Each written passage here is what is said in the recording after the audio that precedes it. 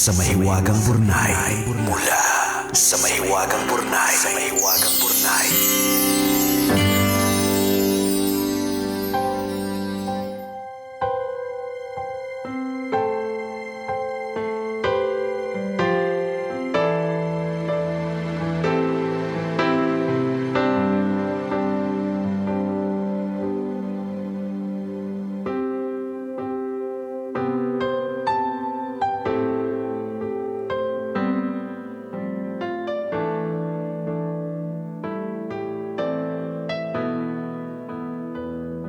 Dear Nicole Yala and Diego Bandido,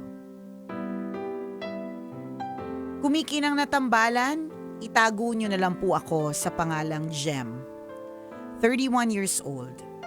Sumulat po ako sa inyo dahil kahit ganitong papalapit na ang Pasko, pagod na pagod pa din ang puso ko. Baka po sakaling mabigyan nyo po ako ng payo. Ganito po kasi, 15 years old lang po ako nang makilala ko si June. 4th year high school po kami noon. Repeater siya kaya 3 taon ang tanda niya sa akin. Ako naman bagong salta. Pakiramdam ko, tinadhana talaga kaming magkakilala kasi kahit magkaiba kami ng syudad at hindi naman talaga dapat magkabatch, pinagtagpo pa din ang mga landas namin. Unang kita ko pa lang sa kanya, mahal ko na siya. Matangkad, moreno, at matangos ang ilong. Pero higit sa itsura, mabuti din siyang tao. Mahilig siya sa pusa at aso. Kung magsalita, malalim at puno ng aral. Matalino din. Kinokopyahan ko nga sa English. Namamblema lang pala sa pamilya kaya nahihinto sa pag-aaral. Introvert siya, tahimik at laging mag-isa. Kaya kapag kinausap ka niya, parang nanalo ka na sa loto. Todo effort po talaga ako para mapansin niya. At nagbunga naman ang efforts kasi nung sumunod na taon, naging kami. Yun nga lang dahil maraming may gusto sa kanya, maraming nagalit sa akin. Naranasan kong buhusan ng tubig sa kantina at sadyang banggain ng mga babaeng tumatakbo. Wow! Sobrang heartthrob. Akala ko sa pelikulang Pilipino lang nangyayari yung mga ganyang eksena. Graduate kami ng high school at nagkalayo. LDR nung una pero hindi nagtagal, nakipag-break siya. Hindi daw kami nag-umpisa bilang magkaibigan kaya wala daw kaming matibay na pundasyon. Doon po talaga ako tuluyang gumuho. Hindi ko alam kung paano mag-move on. Tulala ako palagi, parang may sakit, at sobrang hopeless. Para akong nilamon ng lungkot. Sinubukan ko makipagrelasyon sa pinakapogi sa klase namin nung first year college, pero 2 buwan lang kami. Walang spark. May nakilala akong bago noong October 2012. Nanligaw at sinagot ko ng January 2013. Sinubukan ko dahil baka siya na ang susi para makamove on ako kay June. Nagkamali ako dahil wala akong maramdaman. Paulit-ulit kong sinubukang makipaghiwalay pero sa tuwing gagawin ko, pupunta siya sa bahay, iiyak, at luluhod. At dahil naawa ako, pumapayag ulit ako. Ganito ang drama namin sa loob ng 5 taon. May mga panahong gusto ko na lang na magtrabaho sa abroad para lang makalayo. Sinubukan ko pong makipagbalikan kay June pero hindi pa raw siya handa. Pakiramdam ko palusot niya lang yun. Ayaw na talaga niya sa akin. Masakit pero wala akong magagawa. Tama nga po kayo. It takes 2 to tango. Hindi ko pwedeng ipilit ang sarili ko sa taong ayaw na sa akin. Nabuntis ako ng boyfriend ko at nagpakasal kami. 2 na ang anak namin ngayon. Mahal ko ang mga anak ko pero hindi ang asawa ko. Pakiramdam ko nga kung sakaling gusto niyang umalis balang araw, kakayanin ko. Hanggang ngayon iniisip ko na baka naman mahal pa din ako ni June. Matagal siyang naging single pagkatapos namin. 2019 na siya nagka-girlfriend ulit at saglit lang din. Alam ko pong kailangan ko mag-focus sa pamilya ko pero papaano ba?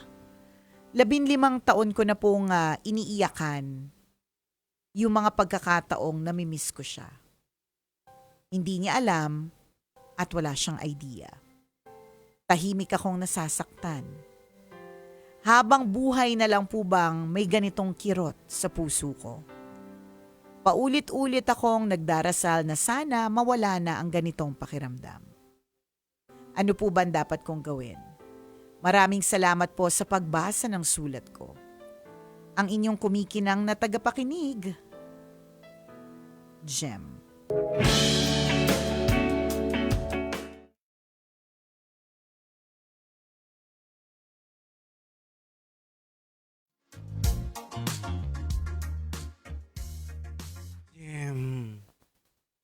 Jem?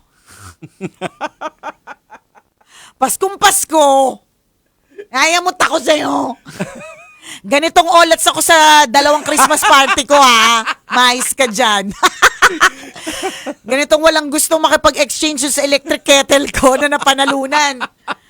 Huwag mo akong inaano-ano dyan sa 15 years na nakalipas, nandiyan ka pa rin. Move on na, Jen! Jem naman! Nakakaloka!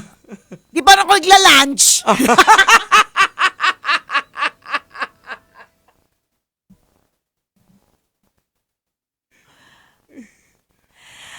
Hindi, ang sinasabi ko lang siguro, Jegs, parang I would get it if it's a few months. Or siguro, sige, give it a years. Pero kung 2012 pa po yung pinag-uusapan natin, Diyos ko, nung 2012, wala pa po akong kamot sa tiyan. Kasi wala pa po akong anak. Iba pa ang presidente natin, wala pang flood control issues. Ay, hindi, meron na yan for sure, pero ngayon lang na-reveal. Pero ibig sabihin, ang dami na po nangyari. Tama. May mga sarat na naging matangos na yung ilong. May mga nagpadagdag na po ng dibdib from Cup A to World Cup. So, ibig sabihin, sa lahat ng aspeto ng buhay, a lot has changed. Even in a day, actually, ang dami pwede magbago. In a month, in 2 months, in a year. Lalo na yung 15 years. Well, in short, Jem, you are living in the past. Tama na. At yung past na lalaking June na minahal mo, hindi na siya yung June na ngayon, nakilala mo dati. Correct, hindi na siya yun. Iba na. Okay, lagi ko tong sinasabi simula nung naging partner ko si Diego Bandido. Masamang tao po siya dati.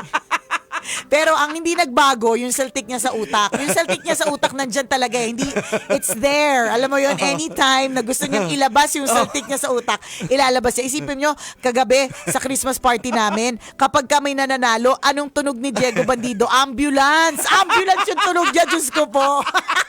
Nakakaya po siyang ka-table. Hindi, ang point ko, tama si Diego sa sinabi niya eh. Yung June na minahal mo, years ago, is not the same June now. Tama. Kasi si Diego Bandido nga na masamang tao dati, ngayon pumapastor na friend. So, yung mga dating magkakarelasyon na ngayon ay nag-break na tas nagkaroon ng mga anak, ang dami na nangyari. So, I guess ganun din kay June. Tas ikaw na din, Jem, yung nagsabi na wala siyang idea. Tahimik akong nasasaktan. Wala siyang idea kasi ang tagal na. Tapos wala na siyang pake kasi alam niya may pamilya ka na, may mga anak ka na, may asawa ka na. So, it's not the same. Nakakatakot yung sitwasyon mo, Jem, kasi nasa vacuum ka ng nakaraan eh. Kinulong mo yung sarili mo eh. Totoo. Pakawalan mo. Alam mo, marirealize mo, pag binutasan mo yung vacuum, ang sarap huminga. Imagine mo para may plastic ka sa ulo. Ganon. Tapos butasan mo, ang sarap huminga. Ayan. Kaya hindi mo maa-appreciate yung mga tao na nakakasalamuha mo. Kasi nga, nandun ka pa rin eh. Yung perfect guy na napipicture mo na si June dati. Correct. Na nakasama mo, hindi na ngayon Hindi siya na siya. eh. For all you know, hindi ko nga alam kung ano na itsura ni June. May mga kakilala ko noon na matatangos ang ilong, nung tumaba, kumalat din yung ilong. Kumalat din yung ilong nila. So, physically pa lang yan.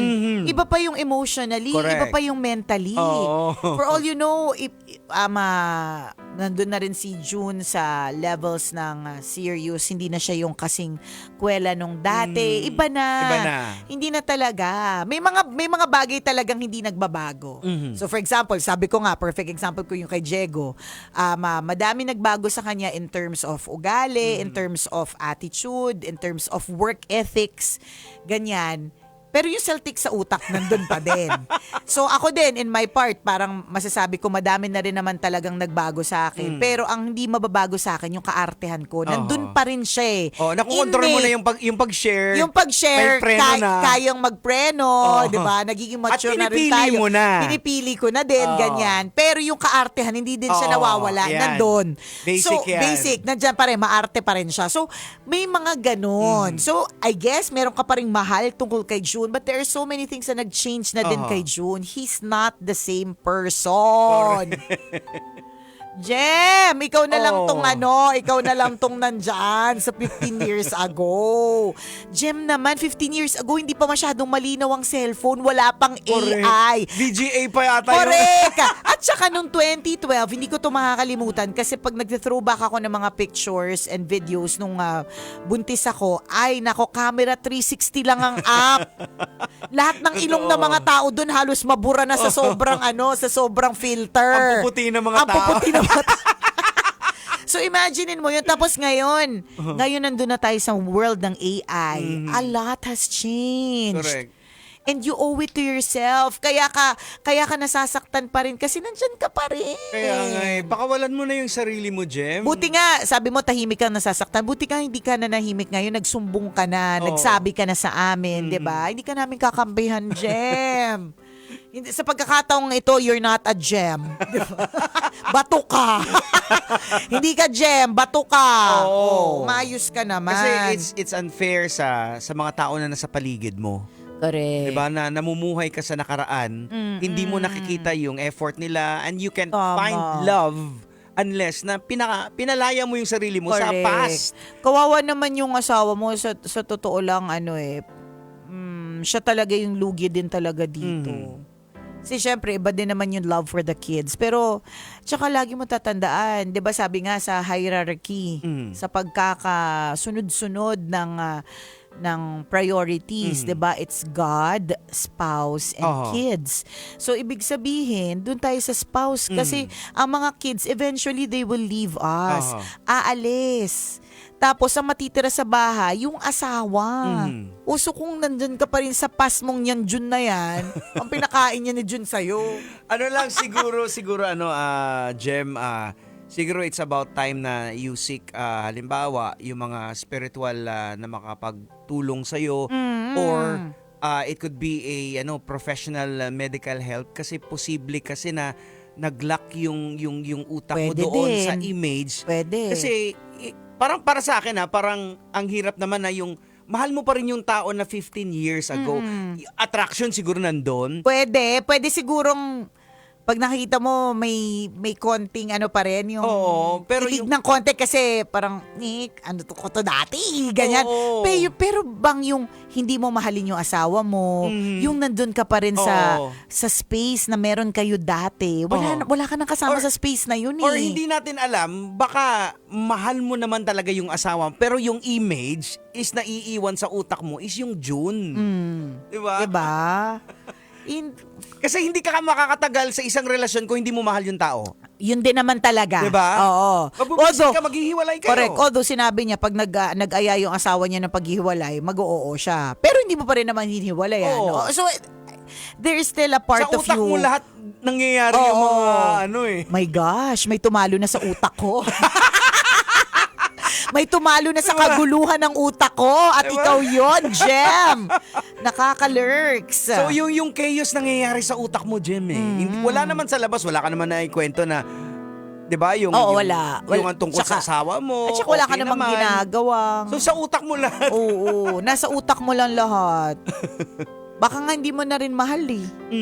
Meron lang talagang image. Oo, yun yung image na Pwede tumatak. din, di ba? Baka nag-lock lang siya. Or baka naman, Jegs, tayo din naman, hindi na naman tayo mental experts or hindi naman tayo, I mean, yung mga sinishare po namin dito sa ere, base lang din naman sa naranasan namin Oo. at yung mga sinuspluk naming mga naranasan ng mga kaibigan namin. Tama. Baka naman may ganito din klase talagang pag-ibig na nagtatagal ng ganyan na matagal. Ewan, di ko rin alam pero ha, ang dami na nangyari ha. Totoo kasi based on human experience, parang wala pa akong nakitang Na ganyan. Oo, O ngayon meron na. Oo. Congratulations. Ikaw ang kauna-unahan. Kauna-unahan, 15 years. Grabe. Kung nagkaasawa at nagkaanak na, nandun pa rin tayo sa past. Oo. Nakakalurky. May mga narinig tayo nagkita dati, nagkahiwalay ng sobrang tagal, tapos Oo. pinagtagpo sila ng tandaan. Correct. Tapos nag-rekindle Oo, ang yan, ano. na-trigger yung, totoo, yung spark. Oo. Oo, yung mga ganyan. Pero yung hindi na kayo nagkikita, hindi ka naman talaga pinili. Oo. 'Di ba may kwento pa siya doon? May kwento pa siya na hindi naman piniwalayan din siya kasi hindi naman sila, ang foundation ninyo ay hindi friendship. Oo. May mga ganun pang thinking si June.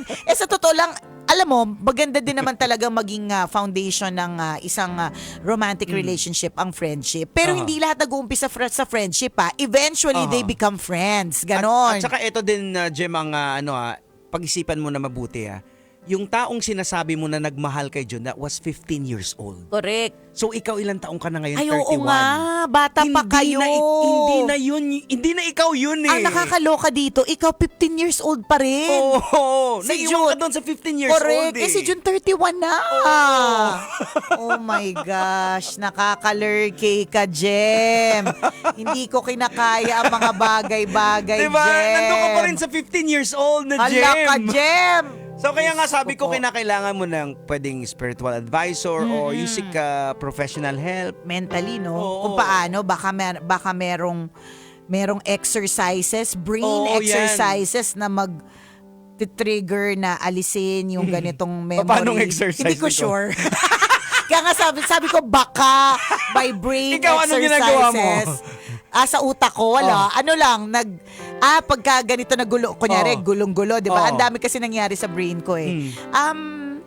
Nagtatry akong magkaroon ng quiet moment. Tapos nagsusulat ako. Yan. Sinusulat ko yung mga pwede kong makontrol. Ibig sabihin yung mga bagay na pwede kong gawin na pag ginawa ko sila, makakaalis sila sa dagdag ng isipin ko. See, may mga exercise na ginagawa. Oo. Ito personal lang to. Personal lang Self-taught to. lang to. Ako diba? lang to, parang, pero- ito feeling ko ito yung nag-work sa akin. Tsaka yan, Samgyup. Yun. Yan. Samgyup, ganon. So, pakawalan mo na, Jem, yung 15 years old na Jem. Pauwiin mo na siya. Kaya nga, ikaw ba natatandaan mo yung 15-year-old self Hindi mo? na eh. Ako din eh. Yung last year self ko, limot ko na din eh. Oras po natin, 1:39. Ako pong kumikinang na ulo, Diego Bandido. At akong kumikinang ina mo, Nicole Yala. Kailangan pa bang i-memorize yan? Basic! Gusto mo ituloy to? Pwede rin. Oo. Oh. Ayan, mukhang maganda ang kwento ni Jem sa Kaya nga eh. sa podcast. I-podcast natin to. Podcast na. Game.